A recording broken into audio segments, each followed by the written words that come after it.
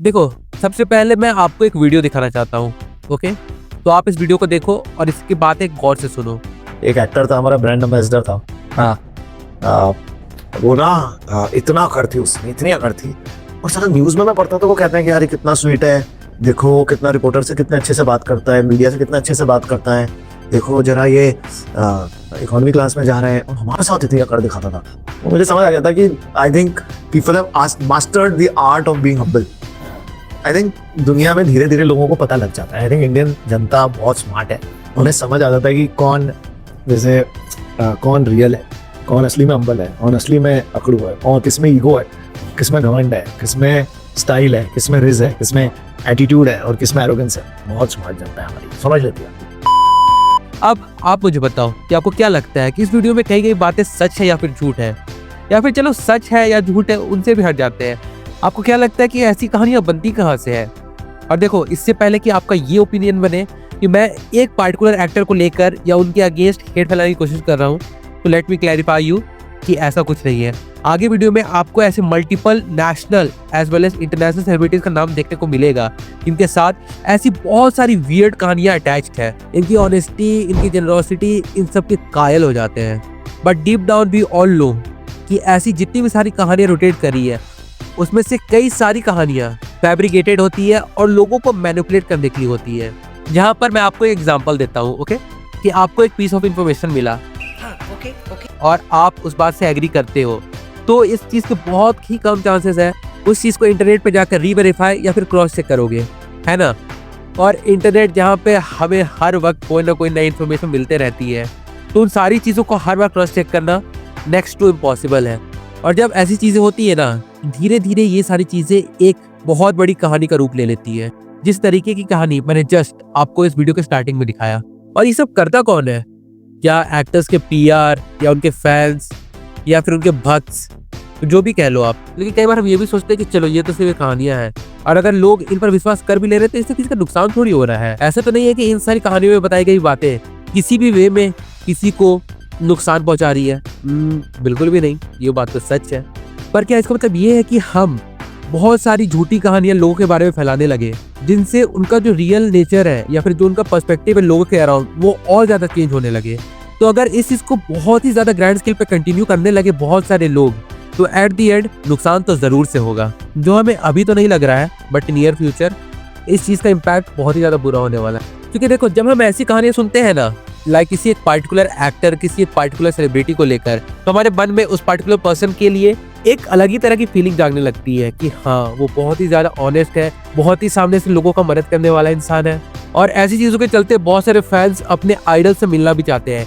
लेकिन जब वो अपने आइडल से मिलते हैं और जो कहानियां उन्हें इंटरनेट पे परोसी गई थी और जिस तरीके की एक्सपेक्टेशन उनकी थी, जब वो फुलफिल नहीं हो पाती है ना, तो वो चीज बहुत ही डीप लेवल पे हिट करती है। जिस चीज का एक बहुत ही बड़ा एग्जांपल था 2016 की फैन, जहां हमें ये बहुत अच्छे तरीके से दिखाया गया था कि एक फैन और एक स्टार के बीच का जो रिलेशन होता है, वो दुनिया के बाकी सारे रिश्तों से कई ज्यादा अलग होता है। बिना मिले, बिना जाने, बस उन्हें स्क्रीन, न्यूज़पेपर, आर्टिकल्स में देखकर और उनकी इस तरह की फैब्रिकेटेड कहानियों को पढ़कर एक फैन के अंदर जिस तरीके की इमेज बन जाती है अपने पार्टिकुलर आइडल को लेकर, और जब वो फुलफिल नहीं हो पाती है, तो वो चीज डेफिनेटली एक डेंजरस पाथ का रूप ले लेती है। और मैं ये नहीं कह रहा हूँ कि हर कोई इस फिल्म में गौरव चांदा की तरह शाहरुख खान के कैरेक्टर के पीछे पड़ जाएगा या फिर किसी भी एक्टर के पीछे पड़ जाएगा उसे सबक सिखाने के लिए। बिल्कुल भी नहीं, मैं वो नहीं कहना चाह रहा हूँ। बल्कि इस वीडियो से मेरा मोटिव बस इतना ही है कि मैं ये बताना चाहता हूँ कि जिस तरीके की कहानियां आजकल इंटरनेट पे फ्लोट कर रही है, जो सिर्फ किसी एक पार्टिकुलर एक्टर के साथ अटैच नहीं है, तो उसके चलते हर किसी के अंदर एक एक्टर को लेकर जो उनकी इमेज बनते जा रही है, उसमें कितनी सच्चाई है और कितना झूठ है, ये बात किसी को नहीं पता। और जिस तरीके का fan culture all over India में चलता है, फिर चाहे आप बॉलीवुड की बात कर लो या फिर साउथ इंडियन इंडस्ट्रीज की बहुत सारी इंडस्ट्रीज की बात कर लो, इंडिया में हर चीज एक फैनेटिक लेवल पे है। फिर चाहे वो क्रिकेट ही क्यों ना हो, या फिर फिल्म ही क्यों ना हो, या फिर पॉलिटिक्स ही क्यों ना हो। और जब इस तरह की कहानियां इंटरनेट पे फ्लोट होना शुरू होती है ना, तो शुरू में तो काफी लोगों को अच्छा लगता है, खास करके उन लोगों को जो उस पार्टिकुलर एक्टर के फैन रहते हैं। और कौन नहीं चाहता कि उनका फेवरेट एक्टर बड़ा दिल वाला हो, लोगों की मदद करने वाला हो, बहुत सारे लोगों को इंस्पायर करने वाला हो, हर कोई चाहता है। बट देखो, दिक्कत ना यहीं पर आती है। जैसे मैंने पहले बताया कि ये सारी चीजें सिर्फ इंटरनेट, स्क्रीन न्यूज़पेपर और उनके आर्टिकल्स में ही ठीक लगता है। जब उन सारी चीज़ों की सच्चाई सबके सामने निकल कर आने लगती है ना, तो वो उस एक्टर की इमेज से लेकर लोगों के मन में जिस तरीके का ओपिनियन उसके एक्टर के लिए रहता है, वो बहुत ही ज़्यादा ड्रेस्टिकली चेंज हो जाता है। एंड हु नोस कब वो फैन एक हेटर बन जाए। तो knowing it was all just a lie. और जिस तरीके के एग्जांपल मैंने कार्तिक आर्यन के केस में दिया, सिर्फ वो वही तक लिमिटेड नहीं है, उसके अलावा कितने सारे सेलिब्रिटीज, चाहे वो शाहरुख खान हो, सलमान खान हो, अक्षय कुमार हो, अजय देवगन हो, इन सारे सेलिब्रिटी के साथ ऐसे कई सारे फेक स्टोरीज अटैच्ड है। और अगर इनसे हटकर हम इंटरनेशनल लेवल पे बात करें तो फुटबॉल लेजेंड क्रिस्टियानो रोनाल्डो के साथ भी ऐसी बहुत सारी कहानियां अटैच्ड हैं, जिसे स्टार्टिंग में सुनकर तो बहुत ही ज्यादा प्राउड फील होता है। बट जब उस कहानी के पीछे की सच्चाई भी सामने आने लगती है ना, तो उस पर्टिकुलर प्लेयर को छोड़कर जिन लोगों ने इस तरह की कहानियां बनाई थी ना, उन पे ज्यादा तरस आने लगता है। जैसे इस कहानी को आप एग्जांपल के तौर पर कंसीडर कर सकते हैं, जहां लिटरली मैं भी सोचता हूँ कि क्या ऐसा पॉसिबल है कि किसी को इतनी ज्यादा पर्सनल बात पता हो, और अगर है तो कैसे है। मतलब हाँ, मैं मानता हूँ कि ऐसे बहुत सारे इंसिडेंट्स होते हैं, ऐसे बहुत सारे इंटरव्यूज होते हैं जहाँ पर प्लेयर्स, एक्टर्स, सेलिब्रिटीज अपने लाइफ से जुड़े हुए कई सारे मोमेंट शेयर करते हैं, फिर उन्हें बाद में शॉर्ट्स या रील्स का रूप देकर लोग अलग अलग वे में उस चीज को कन्वे करके लोगों के थ्रू, न्यूज के थ्रू फैलाते हैं। बट इस तरह की इन्फॉर्मेशन ये तो किसी भी हाल में सच नहीं लगती है। मतलब आप खुद ही सोचो कि एक सेल्फ रिस्पेक्टिंग मैन इस तरह की बात को पब्लिक के सामने कभी भी नहीं रखेगा, फिर चाहे उस इंसान का कितना ही बुरा डाउनफॉल क्यों ना आ गया हो।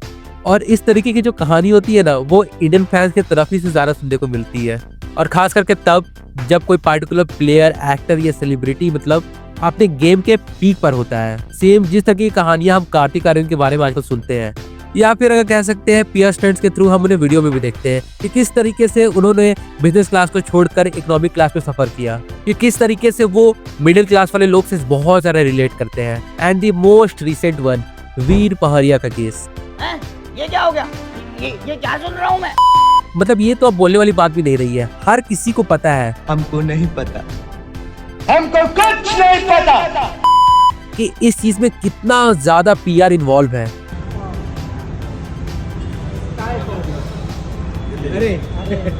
पेन ना पेन, चल पेन हटो। क्या बात है।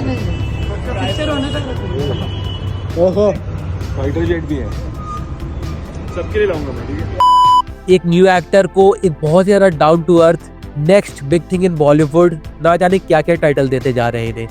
और इन सब चीजों से हटकर हद तो तब हो गई when his PR team started calling him the next SRK of Bollywood. मतलब कुछ भी, साले का खोपड़ी तोड़ साले का। मतलब सही में हलवा है क्या। Actors like SRK, Salman, Akshay Kumar, Aamir Khan, Ajay Devgn, इन सब का ऑरा ही अलग है। इन सारे एक्टर्स की एक्टिंग एबिलिटी तो छोड़ो, इन सारे एक्टर्स के फेम तक भी पहुंचना आज के टाइम पे बहुत ही ज्यादा मुश्किल है। और मुझे बिल्कुल भी हैरानी नहीं होगी अगर वीर के केस में भी आगे चलकर हमें ऐसी कई सारी फैब्रिकेटेड कहानियां सोशल मीडिया पे दौड़ते हुए सुनने को मिल जाए, और कई सारे लोग इन सारी बातों को सच में मान लगे। और क्यों ना ही माने, इन सब चीजों में आखिर गलत ही क्या है ना। मतलब मेजर पब्लिक का सोचना तो यही है, चाहे मैं, चाहे आप, चाहे कोई भी कितनी सारी बातें क्यों ना बोल दे, इंटरनेट बहुत बड़ी जगह है जहाँ मल्टीपल ऐसे सारे वीडियोस हमें देखने को मिल जाएंगे, और उनके कमेंट्स में ऐसे बहुत सारे लोग भी हमें मिल जाएंगे जो एट द एंड ऐसी स्टोरीज पे बिलीव कर ही लेंगे। तो again on the long run या इवन ऑन पर्सनल लेवल उन्हें हर्ट करने ही वाला है। बट अब अगर देखा जाए तो आखिर इन सारी चीजों से फायदा होता है तो किसको होता है। जहाँ हाँ ऑब्वियस सी बात है कि उस पार्टिकुलर इंसान को होता है जिसके बारे में अच्छी अच्छी कहानियां इंटरनेट पे फ्लोट हो रही है। बट फिर ऐसा भी नहीं है कि इस तरह की कहानियों से सिर्फ एक एक्टर या फिर एक सेलिब्रिटी का ही केवल फायदा हो रहा है, बिल्कुल भी नहीं। देखो, जब इस तरह की कहानियां इंटरनेट पे आनी शुरू होती है ना, और जब ये सारी कहानियां लोगों के बीच में बहुत ज्यादा पॉपुलर होनी भी शुरू हो जाती है, तो बाकी सारे एक्टर्स की पीआर टीम भी इस दौड़ पे लग जाती है कि अब वो लोग कैसे अपनी क्लाइंट की तारीफ के लिए इस तरह की कहानियां बनाएं और उसे वापस से इंटरनेट पर डालें। क्योंकि जिस तरीके का रिसेप्शन एक पार्टिकुलर एक्टर को मिल रहा है इस तरीके की झूठी कहानियों से, वैसे उनके क्लाइंट्स को भी मिलना चाहिए, और इसी दौड़ में सारी पीआर टीम्स लग जाती है, जहां एट द एंड बचता है तो सिर्फ झूठ। और जब कुछ सेल्फलेस डीड या फिर कोई बहुत ही ज्यादा अच्छा काम करने के बजाय अगर पैसे फेंक कर झूठी कहानियां बनाकर अगर हमारी इमेज सही हो सकती है और हमारे पास पैसे की कमी है नहीं, तो क्यों ना यही काम किया जाए। आखिर किसके पास टाइम है कि वो बाहर निकलकर सच में जाकर लोगों की मदद करे।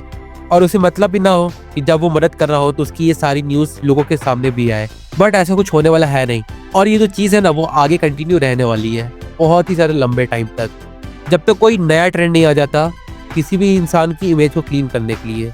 तो जब तक ऐसा चल रहा है तब तक ये चलते रहेगा। और अगर देखा जाए तो इन सारी चीज़ों की शुरुआत अभी रिसेंटली भी नहीं हुई है। लाइक अगर हम एक क्लासिक एग्जांपल देखें तो ये जो गाना था ना एम्प्टीनेस, जिसे हम इस लाइन से जानते हैं, मेरे जाना कभी नहीं जाना।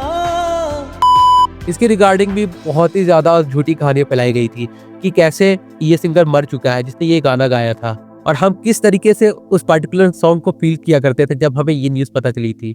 तो अगर देखा जाए तो ये चीज़ सच में बहुत ज़्यादा नई नहीं है। झूठी कहानी बनाने का ट्रेंड तो बहुत पहले से चला हुआ आ रहा है और ये चलता रहेगा बिकॉज इट्स क्वाइट फैसिनेटिंग। चलो फिर भी छोड़ो, लोगों को जो बिलीव करना है उन्हें वो करने दो, और आपको जिस चीज़ से दिक्कत लगती है उसके खिलाफ आप भी आवाज़ उठा सकते हो, उस चीज़ में कोई भी बुराई नहीं है। पर फिर भी इस बारे में आपका क्या सोचना है, आपको ये बात तो कमेंट करके ज़रूर से बतानी पड़ेगी, क्योंकि मैंने यूं ही इतनी देर बकबक नहीं की है। मैं इस बारे में आपकी राय ज़रूर से जानना चाहता हूँ। तो अगर आपके मन में इस बात को लेकर किसी भी तरह का थॉट है उसे कमेंट करके ज़रूर से बताइएगा। मैं देखना चाहता हूँ कि इस चीज़ के रिगार्डिंग आपके दिमाग में किस तरीके के थॉट्स दौड़ रहे हैं।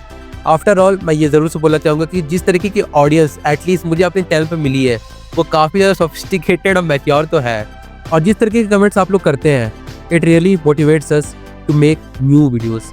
तो इसलिए वक्त निकाल कर कमेंट ज़रूर से करें। और हाँ, फिर बाकी चलिए मिलते हैं बहुत जल्द एक और नए वीडियो के साथ। तब तक के लिए बाय।